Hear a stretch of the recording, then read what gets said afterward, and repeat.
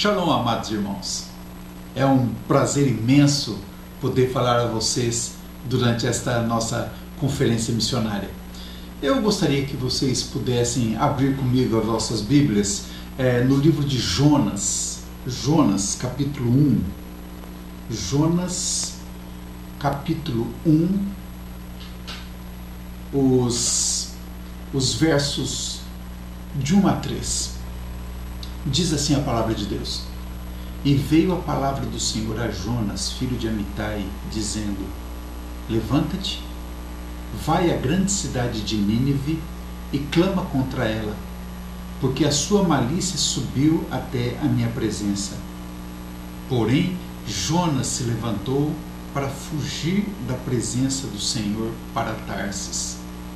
E descendo a Jope, achou um navio que ia para Tarsis, pagou, pois, a sua passagem e desceu para dentro dele, para ir com eles para Tarsis, para longe da presença do Senhor. Olha, não há unanimidade entre os estudiosos da Bíblia sobre onde ficava a cidade de Tarsis. Uma das hipóteses é que teria sido um porto fenício na Espanha, localizado nas proximidades da foz de um rio chamado Guadalquivir, que fica próximo do sul de Portugal, perto do Algarve. Há um amigo meu que costuma dizer que, se isso for de fato verdade, Espanha e Portugal continuam a ser regiões onde não há a presença de Deus. Versículo 3 do texto que nós lemos diz que Jonas se levantou para fugir da presença do Senhor. Para onde? Para Tarsis, onde não havia a presença do Senhor. E termina o versículo 3 dizendo para ir com eles para Tarsis, para longe da presença do Senhor. Se ficava ou não nessa região, não sabemos ao certo, mas que continua sendo uma região onde não há a presença de Deus, isso é um fato. Eu acompanhei o retrospecto que o pastor Nogueira fez das nossas conferências missionárias, e achei interessante a ênfase que ele deu quando relembrou o tema da 26ª conferência, como que era: onde houver mais necessidade, onde for mais difícil, aonde ninguém mais quiser ir, nós iremos. Aparentemente, em Portugal não há necessidade. Aparentemente, em Portugal as coisas não são difíceis. E, aparentemente, as pessoas até gostariam de vir para Portugal. Aparentemente. Porque, na prática, não é isso que nós vemos. Como campo missionário, Portugal e Espanha, que está aqui ao lado, são lugares dificílimos. E se levarmos em consideração a região norte de Portugal, o interior do país, a situação é pior ainda. Na verdade, nem os refugiados sírios querem vir para cá. Portugal ofereceu, por exemplo, 1.000 vagas para os refugiados que estão chegando à Europa, dando visto, casa mobiliada, aulas de português, serviço de saúde, emprego. E das 1.000 vagas que foram oferecidas, só 60 refugiados aceitaram vir para Portugal. Eles querem ir para lugares melhores, querem ir para a Alemanha, querem ir para a Inglaterra, para a Bélgica. E o mesmo tem acontecido com alguns poucos missionários que têm vindo para Portugal. Eles têm preferido ficar nas 3 ou 4 cidades grandes que existem no país, e os interiores, e principalmente a região norte, tem tido um déficit enorme de missionários. Ao longo desse mês eu acompanhei o depoimento dos irmãos que deram os relatórios, ouvi suas histórias, seus desafios, seus planejamentos, e mentalmente eu fui reconstruindo tudo o que nós mesmos já fizemos desde que chegamos aqui em Portugal. Nós já realizamos Dia dos Vivos, já realizamos seminários para jovens, conferências proféticas, conferência de doutrinas bíblicas. Agora, em abril, vamos realizar 2 outras, uma aqui no norte, voltada para jovens, que vamos falar sobre o criacionismo. Eu particularmente vou falar sobre a Bíblia e a arqueologia. E depois eu vou ao sul, vou para o Algarve, onde vou participar de uma conferência sobre sionismo.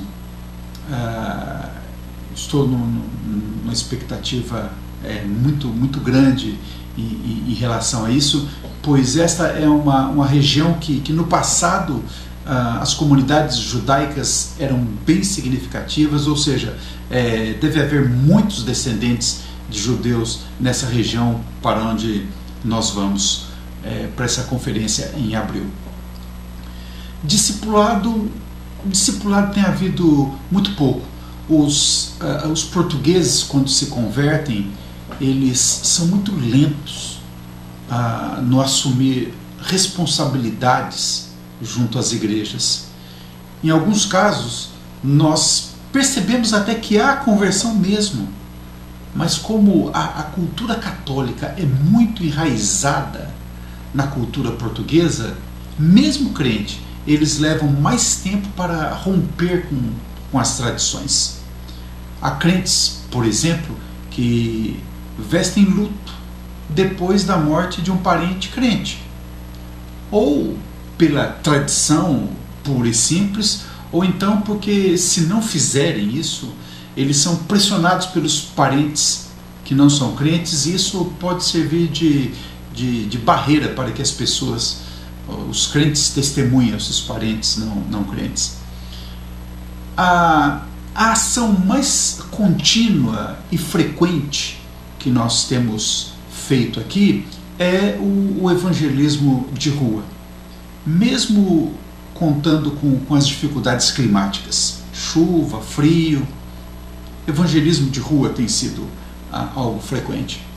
Convidar pessoas para irem para a igreja não é difícil, só que elas não vão. Evangelismo porta a porta, nem pensar. Nós tentamos, mas o português dificilmente recebe na sua casa alguém estranho à família, não é de abrir as portas. Já distribuímos milhares e milhares mesmo de evangelhos de João, e juntamente com o livro de Romanos. Isso aqui nós já distribuímos aos milhares.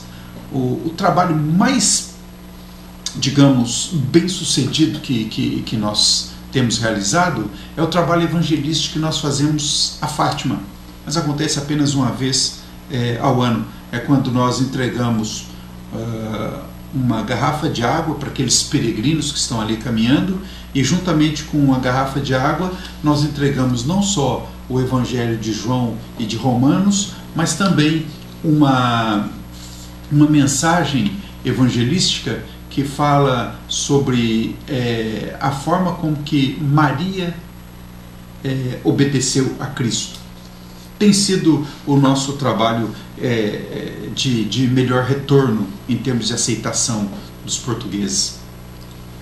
Se o trabalho mais contínuo tem sido o evangelismo de rua, o mais necessário é a assistência às poucas ovelhas espalhadas por pequenas igrejas, digamos, semi-abandonadas. Às vezes viajamos até 80 quilômetros para pregar numa igrejinha com meia dúzia de irmãos, como no caso de Valença, por exemplo, que fica na divisa com a Espanha. E às vezes nós encontramos lá uma família que vem de Vigo, lá na Galícia, porque também nessa região da Espanha não há igrejas evangélicas. Ou seja, Portugal precisa de missionários. Mas os missionários que vierem para cá deverão estar preparados para algo que nós ainda nem sabemos definir bem o que seja. Recentemente, para explicar um pouco isso, recentemente um conhecido missionário batista chamado Joed Venturini, ele é pastor da terceira igreja batista em Lisboa. Ele escreveu um artigo interessantíssimo intitulado Seria a Europa ainda um campo missionário? No determinado trecho desse artigo, o pastor Joed Venturini diz o seguinte, abre aspas aqui para a frase do Venturini. Ele diz assim: na nossa ansiedade por alcançar os que nunca ouviram de Cristo, temos tomado decisões em relação a missões que excluem certos campos como a Europa, como se já fossem evangelizados. Mas a grande maioria da população na Europa, apesar de ter um conhecimento superficial da figura de Jesus, nunca ouviu uma exposição clara e direta do Evangelho. Não se pode dizer que conhecem a Cristo. Nunca foram expostos à salvação bíblica. Fecha aspas. Esta é uma constatação palpável do que nós sentimos aqui. Nesse mesmo artigo, o missionário Joed Venturini faz uma observação importantíssima e que deveria servir de reflexão para as organizações missionárias, para o nosso grupo Grão de Mostarda, para os alunos do CTBPL, para quem estiver interessado em vir para a Europa, interessado em fazer missões na Europa. E novamente eu vou abrir aspas aqui para outra frase do pastor Joed Venturini. Ele diz assim, aspas: temos, como cristãos, muita experiência em alcançar culturas e povos não cristãos e pré-cristãos. Temos uma missiologia avançada para lidar com a introdução de Cristo para povos que o desconhecem por inteiro. Mas nunca antes o cristianismo lidou com a necessidade de evangelizar uma cultura pós-cristã. Sabemos falar de Jesus a quem nunca ouviu falar dele. Mas na Europa, a sensação é: conhecemos Jesus, sabemos o que é o cristianismo, já o experimentamos e para nós não serve. E diante disso, não temos ainda uma missiologia capaz. O pastor Hélio, lá do Rio Grande do Sul, disse que o retorno de imigrantes alemães, italianos, pode ser uma forma de alcançar a Europa. E eu concordo. Mas esses retornados têm que ter em mente que a realidade evangelística da Europa é completamente diferente da realidade brasileira. Não me lembro se foi o pastor Robson Marcelo, de Goiás, ou se foi o pastor Fernando César, de São Carlos. Alguém disse nessa conferência que enquanto o islamismo cresceu 500% nos últimos anos, o cristianismo cresceu apenas 47%. E isso é particularmente preocupante aqui na Europa. E se levarmos em conta as características demográficas, é mais preocupante ainda. Nascem muito mais muçulmanos, morrem muitos cristãos, os muçulmanos estão matando muita gente e está nascendo cada vez menos cristãos. É uma matemática que em algum momento vai tornar a Europa um campo missionário complicado. Eu particularmente não acredito mais no mito da janela 10x40. Isso não existe mais. A janelinha 10x40 transformou-se hoje numa gigantesca porta 20x80. O que nós vamos fazer daqui para frente? Olha, se me perguntarem o que nós vamos fazer daqui para frente, nós temos aprendido muito nos últimos anos. E a maior lição que nós temos aprendido é que não dá para fazer missões na Europa como se faz nas Américas, na África, na Ásia ou no Oriente Médio. Nós, por exemplo, temos investido nos jovens. São poucos, mas são interessantíssimos.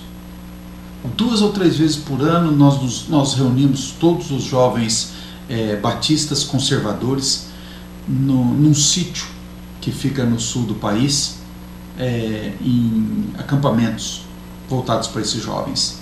Nós estamos investindo pesado nisso. Temos também usado a internet e as redes sociais, principalmente num projeto chamado ialegria.pt, pois esses são os canais que os jovens são mais acessíveis. Tem esse nome de ialegria.pt porque há uma carência de alegria entre os jovens. Sabe, essa alegria que nós só podemos encontrar em Cristo, é isso que falta. Há diversão aos montes, mas alegria genuína, nenhuma. Por sinal, tem crescido aqui em Portugal o número de jovens e adolescentes, e até crianças mesmo, que se mutilam, que se cortam com estilete, com faca, com tesoura. Crianças e jovens que têm cometido suicídio, tem aumentado isso aqui. A questão tem sido tão séria que já virou caso de saúde pública. O ialegria.pt é um trabalho que eu faço e que conta com o apoio de 8 igrejas batistas de norte a sul do país. Outra coisa que, aos meus olhos, vem sendo uma coisa boa, é que tem crescido entre os portugueses o interesse pela Bíblia. Pode parecer estranho depois de tudo que eu falei, e é estranho mesmo, mas esse interesse pela Bíblia tem crescido.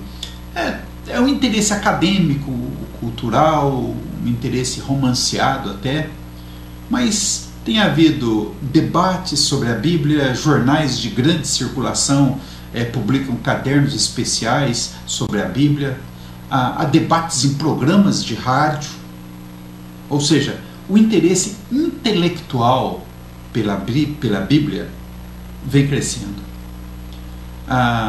E como a própria Bíblia diz em Romanos 10:17, que a fé vem pelo ouvir e o ouvir pela palavra de Deus.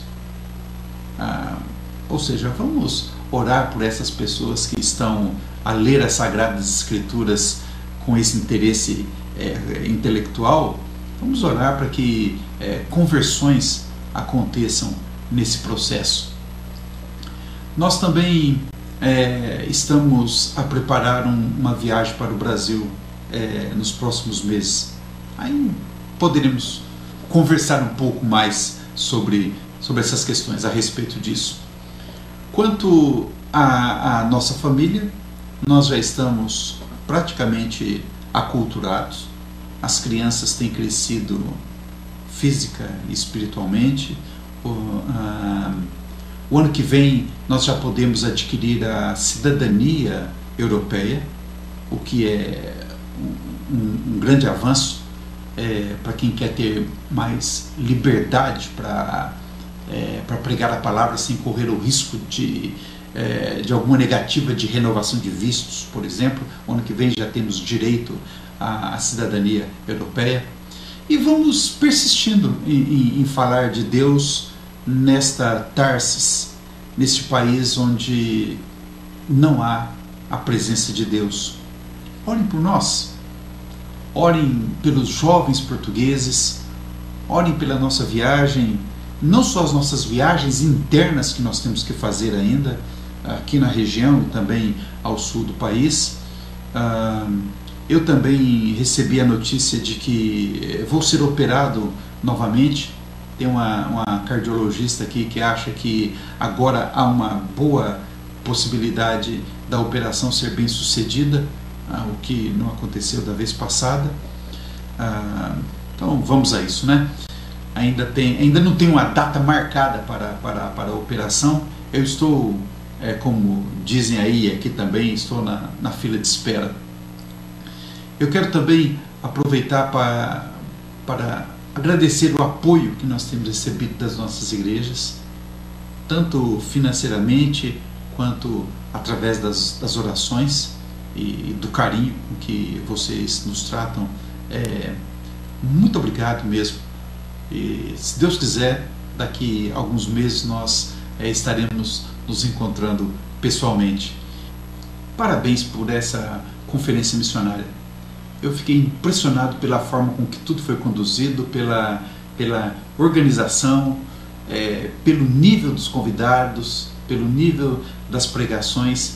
Eu fiquei muito feliz mesmo, e foi muito bom, principalmente quando deixaram a câmera gravando as imagens das pessoas orando em grupo, porque aí eu pude ver muita gente que tenho muita saudade e muita vontade de revê-los. Parabéns por essa conferência missionária, parabéns pelo trabalho de vocês, e que Deus abençoe mesmo o resultado de todo esse trabalho.